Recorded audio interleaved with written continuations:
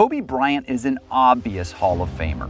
He's a 5-time champion. Number 8 and number 24. A top 5 scorer in NBA history, and his signature shots are his gorgeous, unassisted jumpers.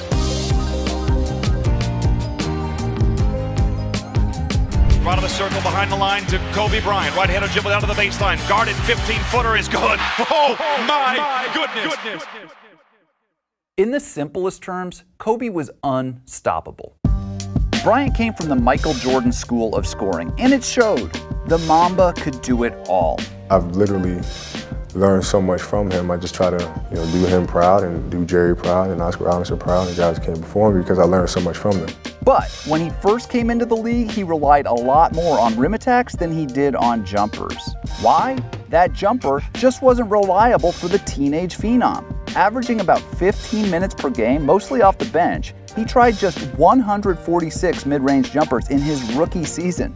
That same year, Jordan launched, get this, 1,202 mid-rangers.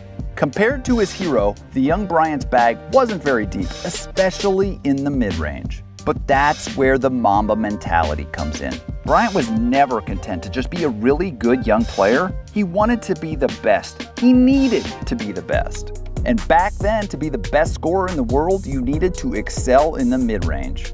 So he went to work, and by the time he was in his early 20s, Kobe had already developed one of the most devastating mid-range portfolios in the game. Nobody in league history, except for Michael Jordan, could both create and knock down their own jumpers as well as Kobe. And it makes sense that he was so comfortable with the ball in his hands, since he had the handles and the footwork to go get a bucket anytime he wanted. That came in handy throughout his career, as Bryant leveraged his unbeatable mid-range game to create and sink game winners with regularity. Backs down barrel, a step back fade, he got it at the buzzer! There is no shortage of highlights to capture his ability to break down a great defender, find his spot, and hit a big shot in a huge moment.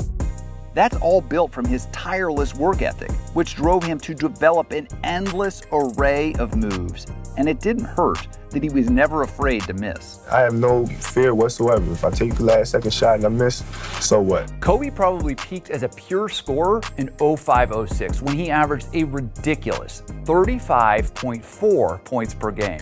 The only player to eclipse that mark since is James Harden with 36.1 in 2018-19.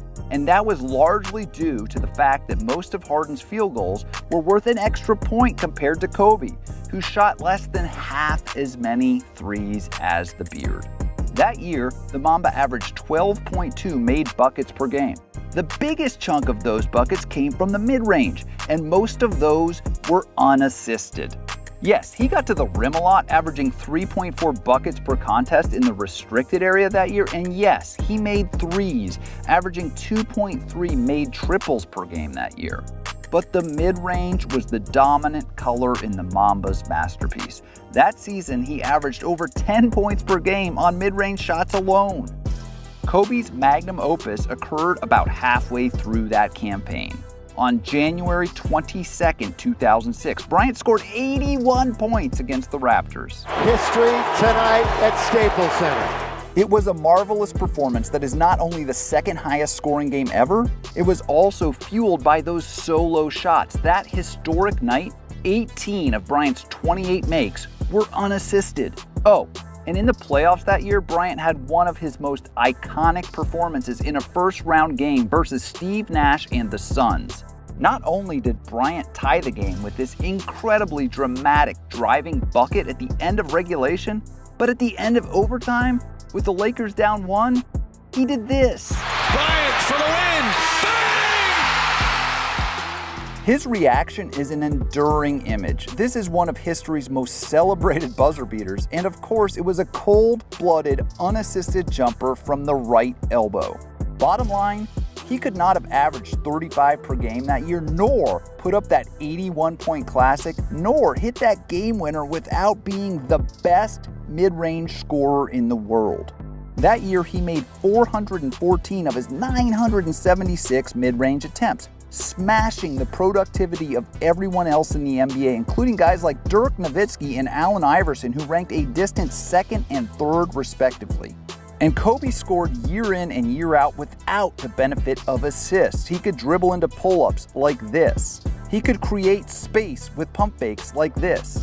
His fadeaways were downright Jordan-esque, beautiful, efficient, and unguardable. His spin moves were legendary. He could hit floaters, leaners, or whatever else he needed to hit in almost any predicament, especially with the game on the line. And you knew you were always in trouble when he started chewing on his jersey. Just ask Matt Barnes. While chewing on his jersey, he buries a 22-footer. If there's one thing that separates NBA superstars from sort of normal players, it's the ability to create and to convert your own shots at high rates. In his prime, Bryant was the best in the world at doing just that. His ability to score from anywhere on anyone sets him apart. He hit contested jumpers in so many different ways, it's mind-boggling. Staying outside the arc, dribbling. Patterson keeps his feet. Kobe forces. Oh! He made it! He threw it in! What a shot! And while players like Steph Curry may go down in history as better shooters than Bryant, that's kind of deceptive. Of course, Curry's numbers are insane, and his three-pointers are the best we've ever seen. But Bryant took and made some of the toughest shots in the teeth of physical defenses in ways that today's best shooters just don't. Even near the very end of his incredible career, Bryant still depended on these tough, self-created two-point jumpers.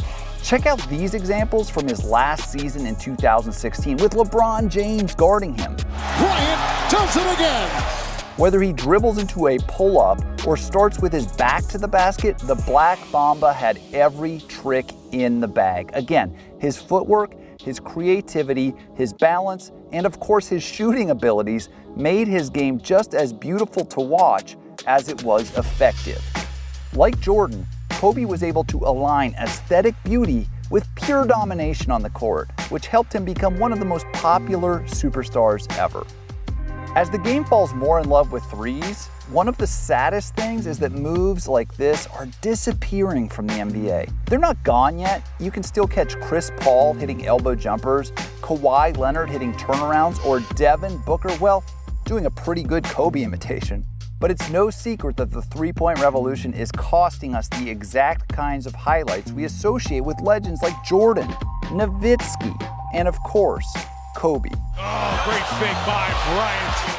From 1996 through 2016, the 20 seasons of Bryant's career, that is, nobody converted unassisted mid-rangers like Kobe, and it's not close. If there was any doubt who has been the most dominant mid-range scorer this century, this chart should remove it. It's the Mamba. Post play is fading fast, and mid-range shooting is more frowned upon than ever, but in a way that makes Bryant's Hall of Fame case even more dramatic. He will be remembered for so many different things and so many legendary moments. He was an MVP, a finals MVP, a scoring champion, an all-star, a girl dad, a creative force, and a global icon. All of that is so true and so important, but on the court, in the context of the current era, Kobe was arguably the last true mid-range maestro. The last guy to really depend on these kinds of unassisted mid-range jumpers to win games, scoring titles, and of course, Larry O'Brien trophies. Those gorgeous jumpers got the Mamba to Springfield.